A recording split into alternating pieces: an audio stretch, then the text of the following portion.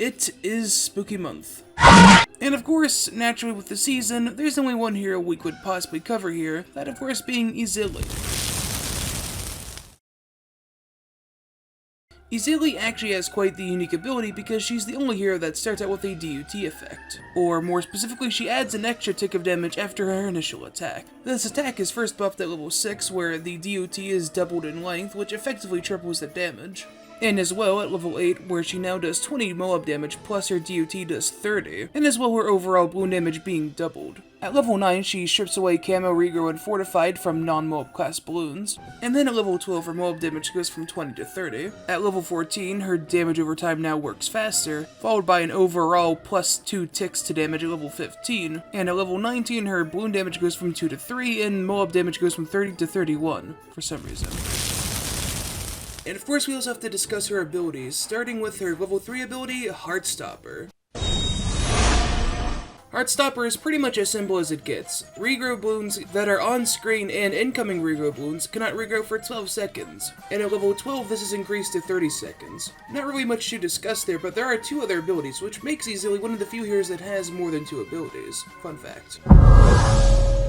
At level 7, EZILI gains the Sacrificial Totem. This totem, for the sacrifice of 10 lives, gives towers within its range plus 1 pierce, an extra 10% range, and as well 25% projectile speed. And these stats sound familiar, that's because this is pretty much the exact same as primary training. So if you use primary training, then I guess you'll find this thing worthwhile. And at level 16, it only costs 1 life to use, which is a pretty big buff.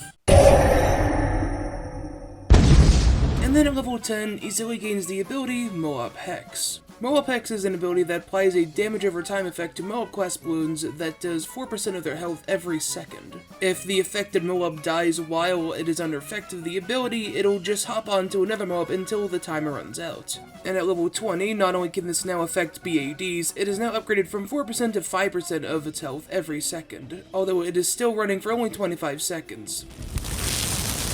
Now, as for strategy with EZILI, there are 2 major points here. First of all, EZILI's totem can actually activate any sort of life loss mechanic, such as Elite Defender or Bomb Blitz, which, considering that Bomb Blitz is one of the few abilities in the game that has infinitely scaling damage due to the fact that it insta-kills anything below a ZMG, that's actually pretty good. And of course, by losing lives you can also buff Bottom Path Druids, but that's really more so Open's job, to be quite honest.